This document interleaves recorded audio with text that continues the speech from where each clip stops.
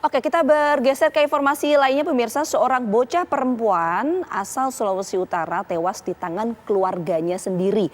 ASK menghembuskan nafas setelah berkali-kali mengalami penganiayaan dari ayah kandung, ibu tiri, dan nenek tirinya. Berdasarkan hasil otopsi, ASK bocah berusia 5 tahun itu mengalami luka lebam di sekujur tubuh serta ditemukan gumpalan darah di kepala akibat benturan yang menyebabkan korban meninggal dunia. Peristiwa bermula saat korban dibawa untuk disekolahkan di Gorontalo. Korban bersama dengan keluarganya tinggal di sebuah kos-kosan, tepatnya ini informasinya di Jalan Manggis, Kota Gorontalo sejak bulan Ramadan lalu. Selama tinggal di Gorontalo pemirsa, korban selalu mendapatkan kekerasan dari para pelaku yang pada akhirnya korban dilarikan ke rumah sakit setempat, namun sayang sekali nyawanya tidak tertolong. Keluarga korban yang berada di Kota Mobagu yang mengetahui curiga dengan kondisi korban meninggal dan langsung melaporkan kepada pihak kepolisian. Sehingga inilah kemudian yang menjadi dasar kenapa proses penyidikan sampai saat ini terus berlangsung. Oke, untuk mengetahui secara lengkap kronologis peristiwa ini kami akan mengajak Anda berbincang dengan AKBP Suka Irawanto, Kapolres Gorontalo Kota. Selamat pagi Pak Kapolres. Selamat pagi. Selamat pagi Mas Bayu dan Mbak Gina. Baik. Pak, jadi dari pemeriksaan para pelaku ini dasar atau alasan yang mendasari begitu ya si pelaku ini akhirnya membunuh korban apa Pak? Jadi yang mendasari daripada kasus ini atau penganiayaan terhadap anak yang mengakibatkan anak tersebut meninggal dunia, yaitu dari pihak orang tua itu tidak bekerja, khususnya bapak kandungnya dan nenek tiri dari korban itu sakit hati dengan bapaknya yang selama ini tidak memiliki pekerjaan dan tinggal di wilayah Kota Gorontalo. Nah, tidak memiliki pekerjaan, kemudian akhirnya maksudnya dilampiaskan ke anak ini gitu Pak? Ya benar, jadi anak ini karena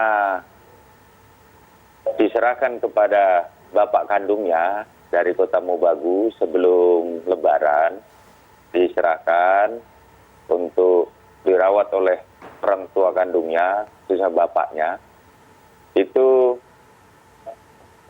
berhari-hari sudah dilakukan penganiayaan terhadap anak ini atau korban oleh nenek tirinya yang ada di Kota Gorontalo.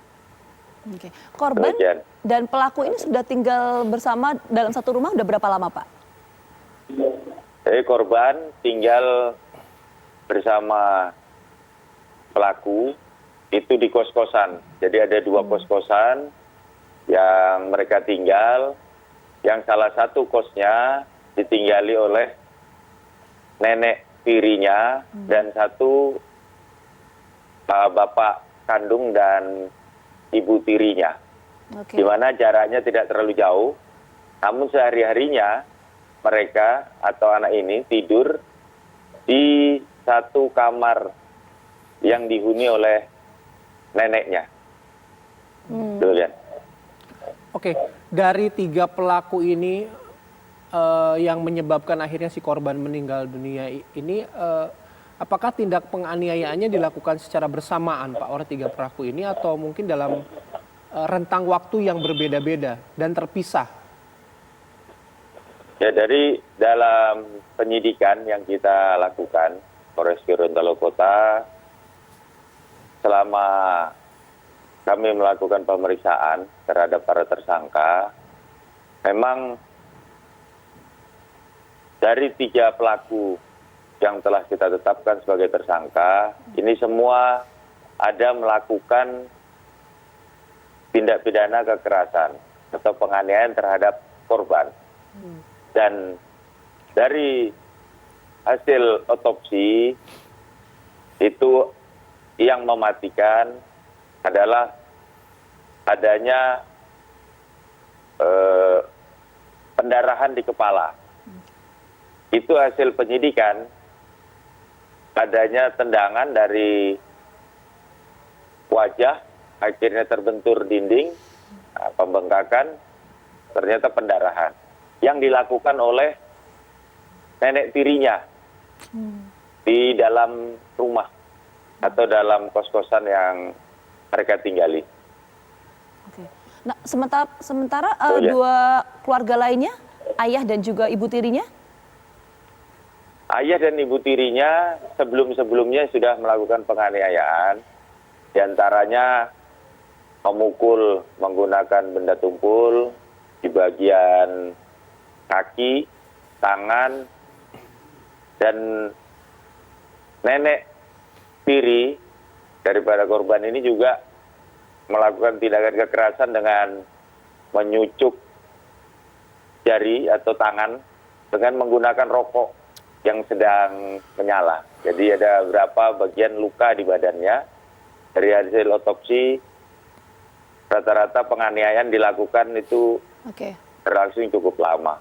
Dan setelah hasil otopsi juga ketahuan bahwa yang mematikan adalah di pendarahan di bagian kepala. Demikian, Bayu dan Ina. Baik, terima kasih AKBP Suka Irawanto Kapolres Gorontalo Kota sudah memberikan informasi dan juga meluangkan waktunya pagi hari ini. Selamat beraktivitas kembali, Pak. Salam sehat selalu.